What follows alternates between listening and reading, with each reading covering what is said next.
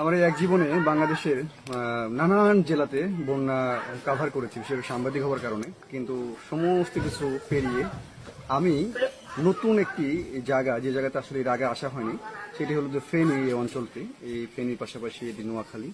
তো নোয়াখালী, লক্ষ্মীপুর, ফেনী এই অঞ্চলের আসলে অধিকাংশ মানুষই আসলে খুবই অর্থবান এবং তাদের সহায় সম্পত্তি অনেক রয়েছে। তাদের বেশিরভাগ মানুষই দেশের বাইরে থাকেন।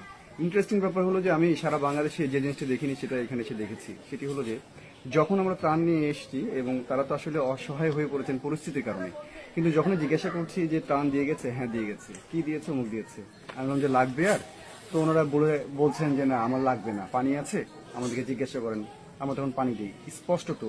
কিন্তু এইরকম বিষয়টি যে হাজারো মিথ্যা কথা বলছেন, 10টা ত্রাণ পাওয়ার পরে বলছে যে আমি কিচ্ছু পাইনি, এই ব্যাপারটি কিন্তু সারা বাংলাদেশে বিদ্যমান। এই জায়গায় এসে ডিফারেন্ট একটা টাচ আমি পেয়েছি আমার সাংবাদিকতার লাইফে, এবং শুধুমাত্র তাই নয়, আমি দেখেছি যে এই বিষয়টি একেবারে ভিন্ন এবং এত সোভার, এত লয়াল এবং এত অনেস্টি এনাদের মধ্যে যে একটিবারও একটা মিথ্যা কথা বলেন। এই বন্ধু যে বাড়িতে দিতে গেছি যে আপনি নেন, এটা বলছেন না আমার তো লাগবে না, পাশের বাসা আপনি যান, ওই পাশের বাসাতে গিয়ে আপনি দিয়ে আসুন। এই যে একটা সততা, এই সততায় আসলে আমরা এই সততার বাংলাদেশি দেখতে চেয়েছি। আমি খুবই অভিভূত।